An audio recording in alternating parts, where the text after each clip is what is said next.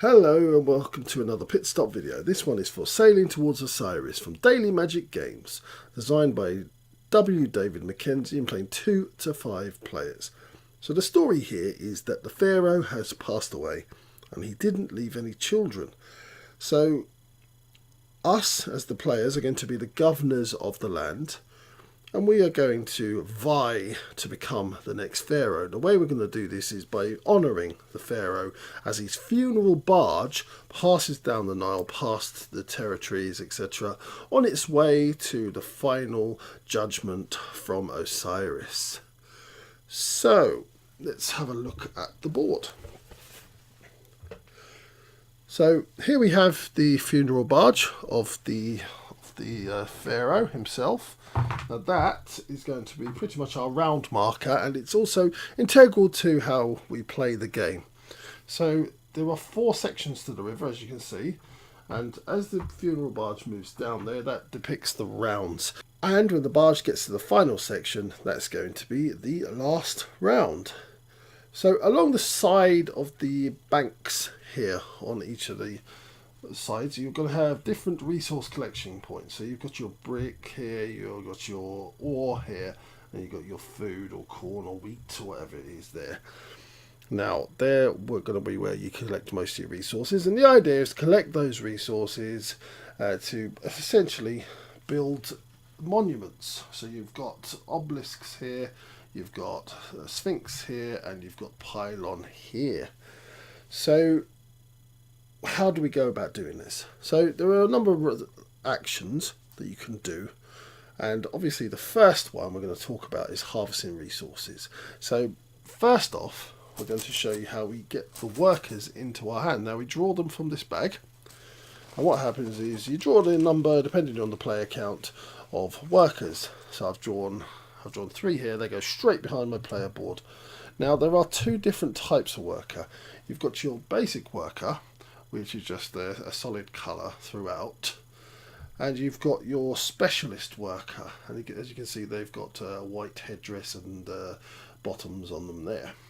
Now the difference between the 2 is that where the boat is, and behind the boat is where you can place these workers. So if the boat would have been in the second section, you can place it anywhere in the second section on the banks or anywhere in the first section, but you may not place this worker in the third section.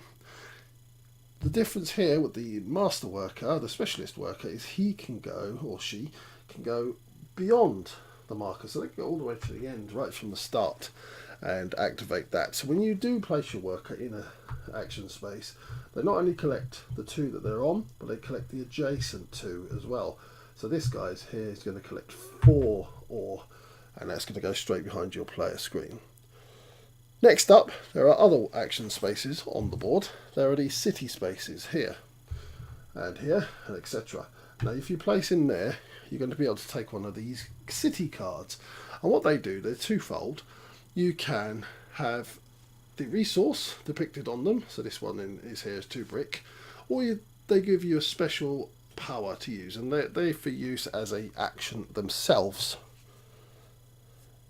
You can hire extra labour. So when you do draw from the bags, there's going to be a certain amount to go into the labour pool, and what you do, you simply go, you pay 2 resources of any type, and you can collect one of those workers, again placing it behind your player board. There are caravan spaces. So these spaces here are both caravan sites. Now what you can do is you can also place your camel. You only get one of these, and you can place it either here or here, depending on where you want to go, and you're going to take all the resources. So it's another way of getting those resources into your hand. Down here we have the building materials needed to build these monuments to the pharaoh.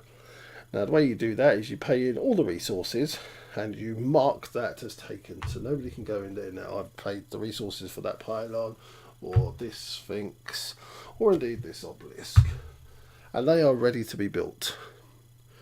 Again, the next action is by building, and you simply take them and you're going to place them in one of the action spaces here. You're going to get extra points for building adjacent at the end of the game, so you've got to be mindful of where you want to place them. So if you place here, that means that both of those are not available. This one would still be available to a red worker, but it now stops them getting the additional 2 bricks, so they only get 2 for that space. Other spaces on the board are the market, which is here, and then you would simply trade 1 stone for 2 food, or 2 food for 1 stone, and likewise along the path. Should you decide you don't want to do any more and nobody is placed here, then you may place here, and that's going to allow you to become the first player and get you some sort of bonus. One other thing you can do is every player gets a set of these boon cards, and what they are, they're a way to cheat the game in some shape or form, and you can play 1 of these per round, so you're only going to be able to play 4 out of the 5, so you've got to play these very carefully. You continue playing like this until the ship has reached that 4th section of the river, and you're going to score points along the way by building and placing your monuments, so 7 points there, 4 points there and 2 points there. And you're also going to score points for having things adjacent to each other, for having multiple of your buildings in each section, for being the first to complete each building type, and at the end whoever's advanced the furthest around the scoreboard will be crowned the new pharaoh. That was Sailing Toward Osiris, and we hope you enjoyed this pit stop video. For more like this, please visit our YouTube channel. And for more in-depth coverage of tabletop gaming, please go to our podcast, The Game Pit Podcast. Thank you for watching.